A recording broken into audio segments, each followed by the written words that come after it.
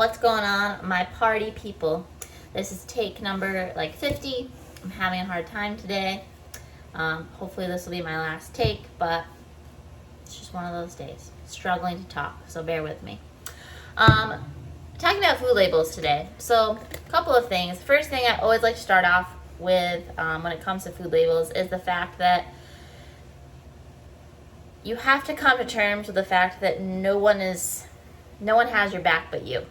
Most foods out there are basically just trying to make money. I'm sure there are a select few places that actually are concerned with your health and giving you a good option. But most of the time what you see in the grocery stores, they are just trying to market to get you to buy their product. They're more concerned with you buying their product than they are about your actual health. So a lot of things come with that. We have to be careful not to just read the front of labels, we have to look at the back of labels. Some really common buzzwords that make people think that an option is good: all natural, gluten-free, keto, high in protein, low in sugar, low fat. There's so many things that we can see on the front of a label and be like, oh, this seems like a good option. And then you dig a little bit deeper and you're like, maybe not so much. What's really important is to check the back of the label. No matter what the front says, you're heading to the back. Few things. I'm just going to show with this container of yogurt because it's easy. But no matter what food item you have, we're going to pay attention to of course this is up here, ingredients, and then to the nutrition facts. Ingredients list is important for a number of reasons. One, if the ingredients list looks like a CVS receipt, then probably not the healthiest option. If you can't pronounce anything that's in there, probably not the healthiest option. If the first ingredient is sugar, also something we want to avoid. So we're looking for minimal ingredients, things that we can pronounce. Just because something is labeled as natural, that term is just not regulated. So they can pretty much slap the word natural on everything. Nutrition facts.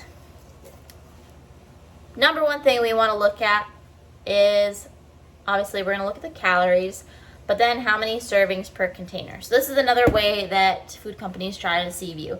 I was in Doc's the other day buying something and they have all these little protein brownies. They look delicious. I looked at the nutrition label. It said 230 calories, something like that. I don't know. It was over 200. I was like, well, that's not terrible if you're going to have a brownie. Obviously, it's still a brownie, but whatever. A little bit better than a regular brownie. And then you look and there's 2 servings per container. And it's this little tiny brick of a brownie. So it's all right, I'm eating 400, 500 calories worth of a brownie right here. It has 10 grams of protein, but I might as well just eat a brownie at that point.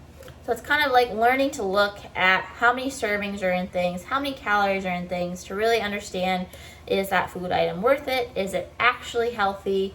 And what else am I getting out of it? So servings per container.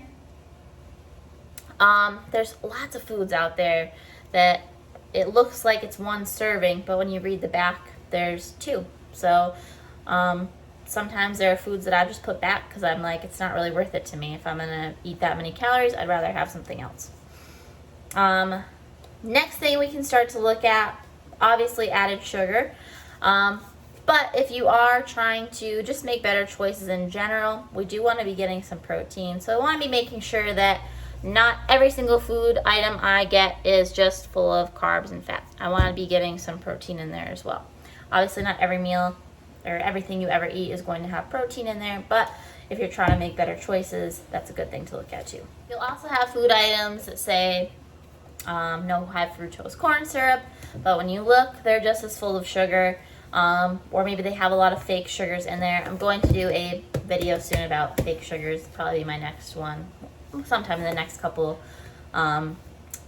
videos talking about that. But just dig a little bit deeper. Check out into what you're really eating. In general, we advise trying to stick to the parameter of the store. So into the veggie aisle, the produce, all that good stuff. If it's perishable, probably a better option. And just limiting the amount of time food items we buy from the middle of the store. But it's just so easy when you're trying to make healthy choices. You head for all these options that claim to be healthy when they're not generally that much better.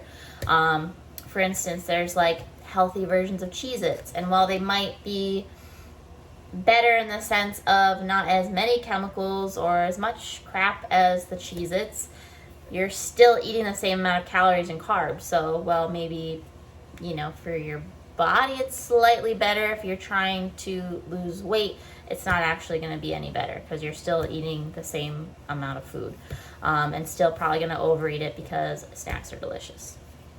So that's just some basics on reading your food labels. Don't be deceived. Make sure you look to the back. Look how many servings there are. Ask yourself if it's worth it, and stick to the edges of the store. That is all. Hope you enjoy. I'll see you next time.